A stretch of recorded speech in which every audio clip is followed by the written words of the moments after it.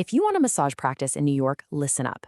The license that got you started, it's just not going to be enough to keep you in business anymore. See, for decades, the state's been focused on you, the LMT. But that's all changing.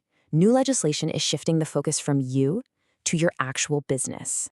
So, I've got a direct question for you. That license you have hanging on your wall, the one you worked so hard for, is it really enough to keep your doors open in New York? Think about it.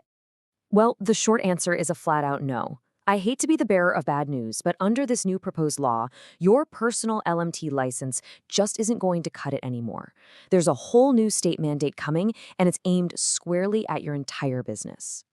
Okay, so let's break this all down. We're going to cover the gap in regulation that's causing this, dig into the new establishment license, figure out who this law really affects, talk about this new compliance officer mandate, which is a big one, what to expect from inspections, and finally, your compliance checklist to get you ready. First up, a gap in regulation. So you might be asking, why is this happening now?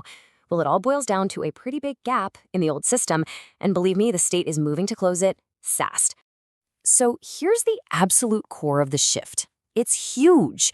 The old way, for as long as we can remember, New York licensed the person, you, the LMT. That's where their oversight pretty much stopped. But the new way, it adds a whole other layer. Now they're going to license both the person and the place. This isn't just a small tweak, it's a complete pivot in how our industry is regulated. So what's the big idea behind all this? The law spells it out pretty clearly, and honestly, it's serious stuff. The goal is to ensure the health, safety, and welfare of the public, and really importantly, to deter human trafficking, unlicensed providers, and other illegal activity. So let's be clear, this is about cracking down on bad actors and raising the professional bar for everyone. All right, so what's the state's big solution? Well, it's this, a brand new establishment license. And you're probably wondering, okay, what exactly is a massage therapy establishment in their eyes? Well, the definition they're using is incredibly broad. We're talking bodywork, reflexology therapy, you name it. If it's within the scope of practice, it's covered. So the bottom line is pretty simple. If you're offering massage services, this is for you. Okay, now let's get into the nitty-gritty because this stuff really matters. First off, this isn't a one-and-done deal. It's a mandatory annual license. You got to renew it every single year. And if you have more than one location, yep, you need a separate license for each one. And here's a big heads up. The license is non-transferable. You can't just pass it on or sell it. If you move or if the business changes hands, the new owner has to go through the entire application process all over again, from scratch. All right, next up, who does this law actually affect? Let's talk about the mandates and, maybe more importantly for some of you, the exemptions. So who's got to get this license? The simple answer is pretty much everyone. If you're offering massage for compensation in a fixed spot, doesn't matter if you're a sole proprietor, an LLC, a big spa, you're on the hook. But here's the really interesting twist. The owner of the business doesn't actually have to be an LMT. You do, however, have to hire one for a very specific role, and we'll talk all about that in just a second. Now, there are a few critical exemptions, but listen closely because they're super specific. Number 1, you're exempt if your facility is owned by a licensed healthcare professional, like a chiropractor or a doctor. Number 2, state-approved massage schools and their student clinics are off the hook. And number 3, if your business provides exclusively chair massage, you're good. But seriously, these are the only ways out, and they are very, very narrow. And the law doesn't just say who has to be licensed, it also says where you can't be. This is all about professionalizing the space. So say goodbye to providing massage in bars or nightclubs, adult entertainment venues, or even on the street, unless it's a very specific approved event. And for anyone who works in a salon, pay attention to this one. If hair and nails make up more than 75% of that business, massage is now prohibited there.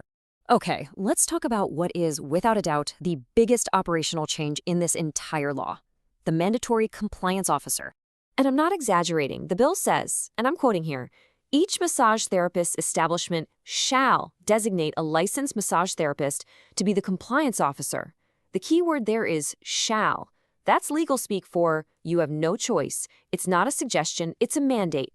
So who can this gatekeeper be? The requirements are super strict. First, they must be a New York LMT in good standing. Second, they have to be a full-time employee. Third, they have to physically work on the premises. And here's the absolute most important part. This person is now legally responsible for the business's compliance with every single state and federal law. They even have to create a compliance plan that's ready for inspection at a moment's notice. This rule has some serious legal teeth. All right, so you've got new rules. What comes next? Enforcement. Let's talk about the watchdog. Inspections are coming.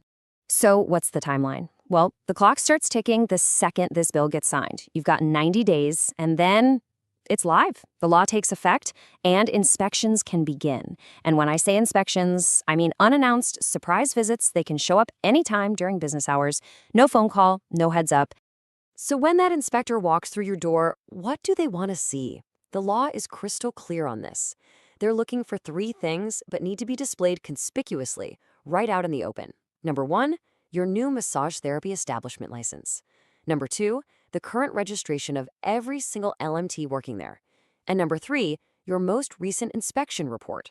Okay, I know that was a ton of information. So let's wrap this up by boiling it all down and do a simple compliance checklist you can use to start preparing right now. Here's your action plan. Step 1, designate your compliance officer. Do it now and make sure they're a licensed New York LMT. Step 2, prepare your documents. Get that establishment license, get those LMT registrations, and have them ready to put on display. Step 3, review your client record policy. Remember, it's 6 years for adults, and for minors, you have to keep them until they're 22 years old. And finally, Step 4, verify your location. Just double-check that you're not operating in one of those newly prohibited spots. Look, the bottom line is simple. Your business might be licensed, but is it protected? This new era of compliance has officially begun in New York. The old way of just having your personal LMT license on the wall is over. So the real question is, are you ready?